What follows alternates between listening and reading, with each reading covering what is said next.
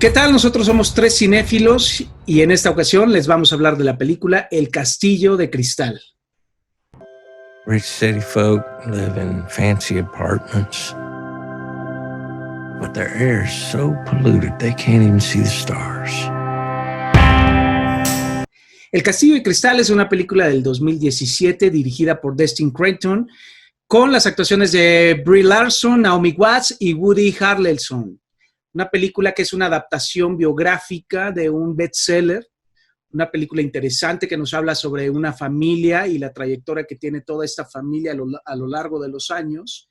Y vemos por todo lo que va pasando, las adversidades a las que se tienen que ir enfrentando, la relación con el padre, sobre una familia disfuncional y cómo van saliendo los temas a flote y tienen que ir librando cada una de estas situaciones. Me gusta la manera en que la narraron. Es un drama biográfico. El guion es una adaptación de un libro.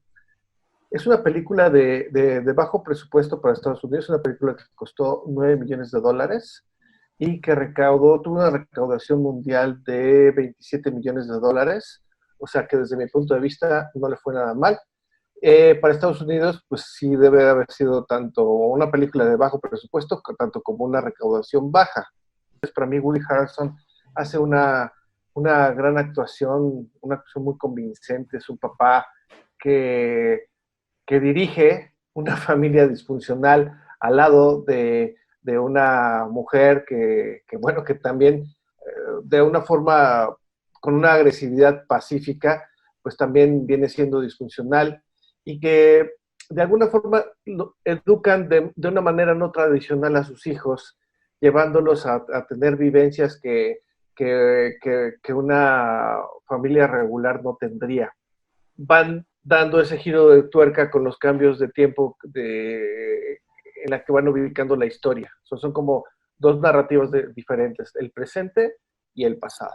Bueno, a mí la película me llamó mucho la atención. Yo desconocía de su existencia, lo cual podría ser un poquito extraño, pero me llamó primero por los actores. Ya había visto un trabajo que en realidad fue posterior del director Destin Daniel Creighton, que es, se llama Just Mercy, Solo Justicia, con Michael B. Jordan, y que me pareció una buena película. En términos generales, con sus asegúnes, y creo que eso mismo me reflejó esta película. Yo la consideraría dentro de la vena y la historia y la narrativa, o la misma familia, que otra filmografía como El Capitán Fantástico o Big Fish, El Gran Pez, sobre todo por la figura paternal y lo que representa durante el crecimiento y la vida de uno, en este caso varios de sus hijos, ¿no? A mí el filme me llegó, tiene momentos emotivos bien logrados, tiene reflexiones interesantes, que es seguramente lo que le interesó y lo que se buscó desde un principio, tanto el director como el productor tenían que reflejar y marcar esta parte.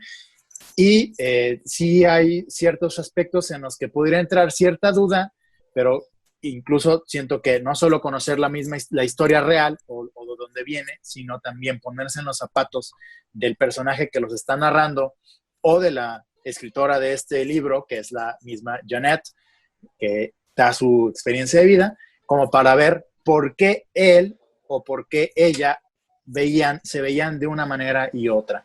Y creo que esa es una parte que se me hizo interesante de la película, la manera en que se forman los lazos paternales y del hijo hacia el padre, ¿no? O de la hija hacia el padre. A mí me produce que de repente yo quiera conectar con un personaje y cuando empiezo a entender de qué le pasa a este personaje, qué lo está motivando a hacer lo que está haciendo, logra desconectarme, ¿no? Porque, por ejemplo, en el caso del padre, yo estoy viendo a un padre que quiere darle buenas lecciones de vida a unos hijos a los que ni siquiera manda a la escuela, y entonces se ve como en la necesidad o en la obligación de tratar de darles enseñanzas no nada más en lo histórico o en lo matemático o en el lenguaje o lo que sea, sino como grandes consejos de vida.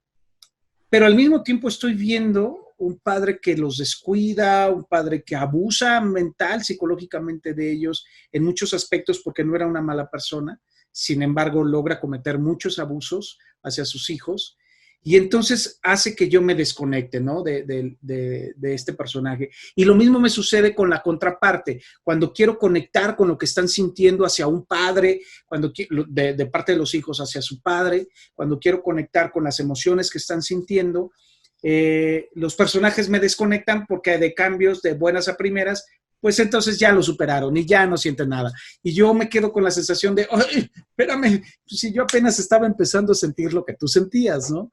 Y entonces eso me produce que me conecten, me desconecten. Intuyo una historia que no está contada de pies a cabeza, sino que siento que es un Frankenstein en ese sentido, que agarran un pedazo de aquí, agarran un pedazo de acá, agarran otro pedazo de allá, y entonces la historia empieza a cobrar vida, cual Frankenstein, y eso es lo que a mí me hace sentir o me da esta sensación de estar viendo un mal rompecabezas en la historia, que no me permita conectar y que no me permita del todo identificarme con estos personajes y de no entender claramente qué es lo que pretende la película decirme y contarme. El guión es del director de Destin Creighton y creo que pues de alguna forma ahí influyó mucho a que su visión fuera de alguna forma unilateral, ¿no? Y que quizá le faltó como otra visión que le hiciera ver que la historia necesitaba más tiempo. Sin embargo, es una película larga, dura un poquito más de 2 horas. Yo creo que si hubiera completado las historias, se le hubiera ido por lo menos a 3 horas. Hay historias que dejan muy al olvido, que es la historia de los hermanos, de los 3 hermanos. Se ve cuando se va una de las hermanas, por ahí se dice que una de las hermanas se quedó sola con los papás un buen rato, pero no se sabe bien a bien qué pasó con ellos. De hecho, tampoco se sabe bien a bien qué pasó con nuestro personaje protagónico, ¿no? O sea, en algún momento yo pensé que pues el protagónico era el personaje de Rex, el que hace Woody Harrelson, ¿no? Pues, porque por la forma en la que la narran, me refiero. El narrador claro y la voz contundente, pues es como ella, ¿no? La persona que escribe el libro, que es la hija, escribe el libro y de la cual hacen la adaptación para la película. Sin embargo, bien lo dices, hay momentos en donde parece que la historia se está contando a partir del punto de vista del padre, o queriendo justificar la actitud del padre, ¿no? Reivindicar la actitud del padre, y eso a mí no termina de conectarme. Eso me parece que de alguna manera también se vuelve efectista cuando hay escenas que me dan la impresión que están puestas únicamente para sensibilizar al espectador y no porque haya sido lo más interesante o lo más sobresaliente de la historia real. No sé si me estoy dando a entender, claro.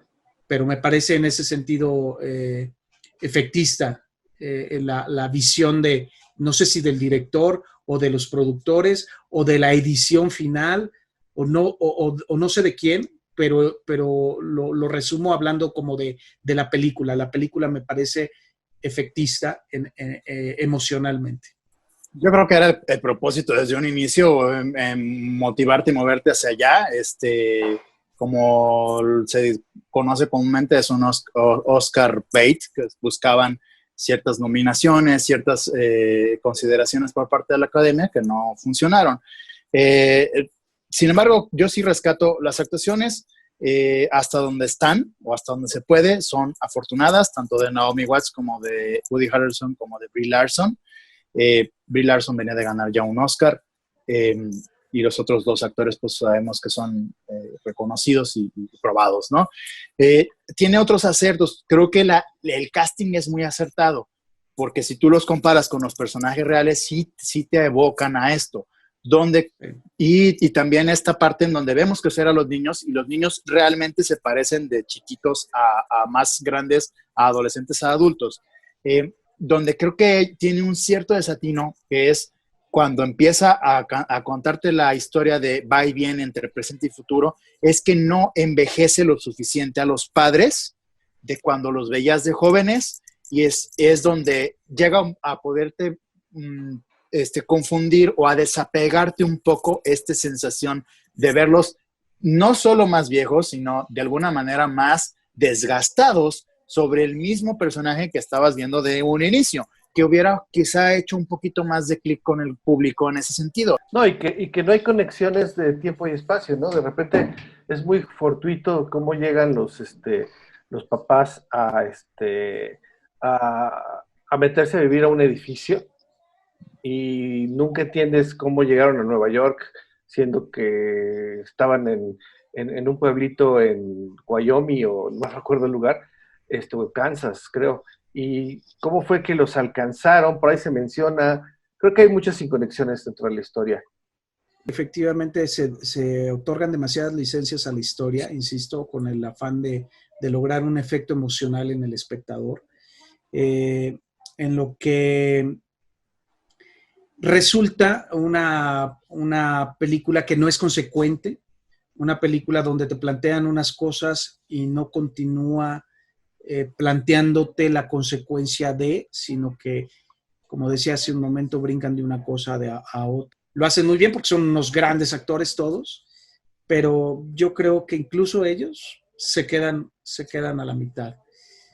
Con los pros y los contras que tiene la película, sobre todo ahora que viene, por ejemplo, el Día del Padre, creo que es una de las buenas opciones que puedes tomarte el fin de semana para verla en familia, para verla con tus padres, si tú eres padre de familia también, porque te invita de alguna manera a una reflexión, más allá del desapego o el apego que te puede producir la historia, incluso te hace ver lo que tú podrías estar haciendo bien o mal como padre o como hijo, ¿no? Claro. Bueno, nosotros somos tres cinéfilos. Esta es nuestra opinión. Juzguen ustedes por ustedes mismos. Y nos vemos en la próxima. No dejen de seguirnos en nuestras redes sociales. Hasta luego.